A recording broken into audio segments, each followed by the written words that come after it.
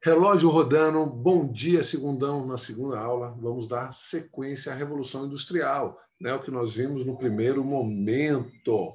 Então, eu parei a aula com a seguinte indagação.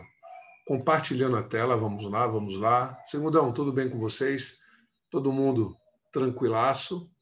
Então, vamos lá.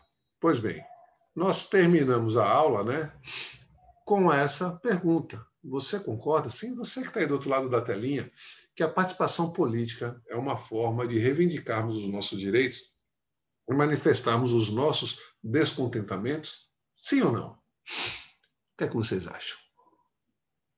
Direi. Lógico que sim. Lógico que sim. Não vamos precisar mais usar a força de quebrar as máquinas. Através da lei, nós vamos buscar os nossos direitos e garantir esses direitos. Pois bem, é assim que vão, né, ser utilizados os sindicatos. Beleza? Então vamos lá. O cartismo. Surge o cartismo. Cartismo, século XIX também.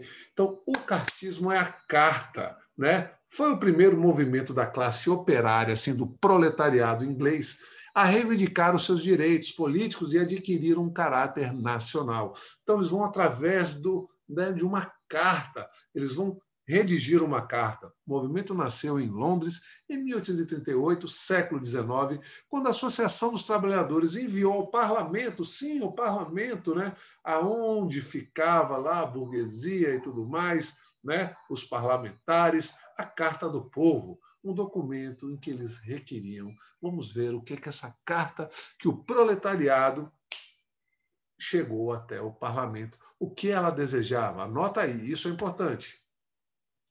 Sufrágio universal masculino, aonde todos os homens poderiam votar, direito de votar. Então, peraí. Eu sou um operário, um proletariado, eu vou ter o direito de participar da votação e eleger um membro do proletariado ou do operário para o parlamento. Isso mesmo. Então, se eu tenho uma pessoa da minha classe no parlamento, ela vai lutar pela minha classe, concorda? Então, sufrágio universal, o voto, né, para todos os homens, né, direito ao voto, né, masculino, para eleger um representante. O voto seria secreto através de uma cédula. Para o quê? Imagine só, se você trabalha numa fábrica, né?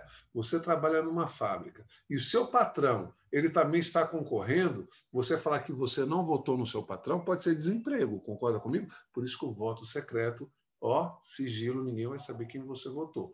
Eleição anual, todo ano uma eleição, que você possa, né, participar e eleger um membro para o parlamento. Igualdade entre os direitos eleitorais, participação de representantes da classe operária no parlamento, sim, porque se eu tenho um representante da minha classe lá, ele vai favorecer a minha classe. Esse é o pensamento. E que os parlamentares fossem remunerados. Lógico, ninguém vai largar o seu trabalho para ir trabalhar de graça no parlamento, então tem que receber um din-din, né? Pois bem, proletariado inglês, o operário inglês, o que é que ele conquistou? Limitou em 8 horas a jornada de trabalho das crianças em 1842, então já reduziu bastante. Ficou proibido o trabalho de mulheres em minas de carvão, a redução do trabalho, né, aos trabalhadores adultos para 10 horas. Então, ou seja, porque eles, né, trabalhavam da manhã, o sol nascendo, até madrugada. Então era, né, não tinha final de semana, não tinha feriado, né, não tinha nada. Então era trabalho, metas e metas e metas e metas, porque o burguês só quer o quê? Lucrar, lucro, né? Lucro, capital, dinheiro. Então vejam só, com a Revolução Industrial ela vai fortalecer o capitalismo. Então, galera, é muito importante a gente perceber isso. E vai ter um tratado chamado Tratado de Methuen, né, entre Portugal e Inglaterra, aonde Portugal vai fazer esse tratado, pensando que iria se beneficiar, onde os vinhos portugueses seriam vendidos para a Inglaterra e a Inglaterra ia vender tecido para Portugal. Aí eu pergunto para você, você precisa mais de tecido ou de vinho? E aí, o que você tem para me dizer? Mais de tecido ou de vinho? Lógico que é de tecido, né, para se cobrir, né, para colocar na cama, colocar, enfim. você vai vender muito mais tecido do que vinho. Então, esse tratado aconteceu entre Portugal e Inglaterra. Notem, percebam que a Inglaterra se torna a primeira industrial do planeta. Então, ela vai se fortalecer muito com isso e um tempo depois ela vai proibir a escravidão. Por quê, professor? Porque se eu produzo produtos e eu tenho a mão de obra escrava em alguns países, aqueles lugares não poderão comprar os meus produtos. Então, não irá me beneficiar. Não é porque a Inglaterra, ela está pensando, né, na questão humanitária. Não, ela está pensando no bolso, no din-din. Beleza, galera? Então, terminamos aqui a nossa aula de hoje.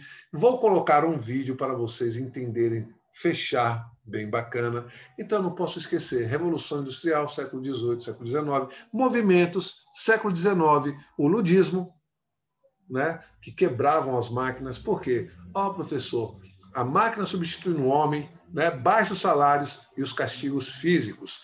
Pois bem, outro motivo, outro movimento, o cartismo. O cartismo não vai usar da violência, e sim uma carta. Eles vão reivindicar direitos, como sufrágio universal, participar, escolher, eleger um membro para o parlamento. Entendido? Então, através da política. Beleza, galera? E aí vocês viram que eles conquistaram algumas coisas, né? Os benefícios, diminuiu a carga de trabalho. Outro lado negativo da Revolução Industrial é a questão da poluição do planeta, né? Então vejam só, galera. Então é importante vocês notarem que também do lado negativo vem o lado positivo, que, né, vieram as máquinas, vieram os meios de transportes, ou seja, enfim, várias coisas começaram a acontecer ao mesmo tempo. Eu não posso esquecer que a nossa mineração que aconteceu aqui no Brasil, né, em Minas Gerais, na Bahia também, ou seja, o ouro que era enviado, a maior parte era para Portugal, os diamantes negros eram enviados para Portugal, ou para Portugal, para a Inglaterra também, para depois para ir para a Inglaterra, porque Portugal era credor da Inglaterra, então devia dinheiro à Inglaterra. Então, ou seja, ficava uma pequena parte do minério no Brasil, uma maior parte ia para Portugal, e o maior quinhão, a maior quantidade que tinha, ia para a Inglaterra. Então, a Inglaterra se fortaleceu muito com isso. Além do que nós vimos com o corsário, né? Nós vimos também com o puritanismo, nós vimos com o cercamento, posição geográfica, jazidas de carvão, o liberalismo, enfim, vários outros motivos. Beleza? Vou colocar um videozinho aqui.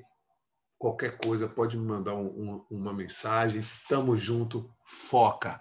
Foca que vai dar tudo certo, beleza? Um grande beijo, um grande abraço. Tamo junto sempre. Professor André Tavares. Fui, galera.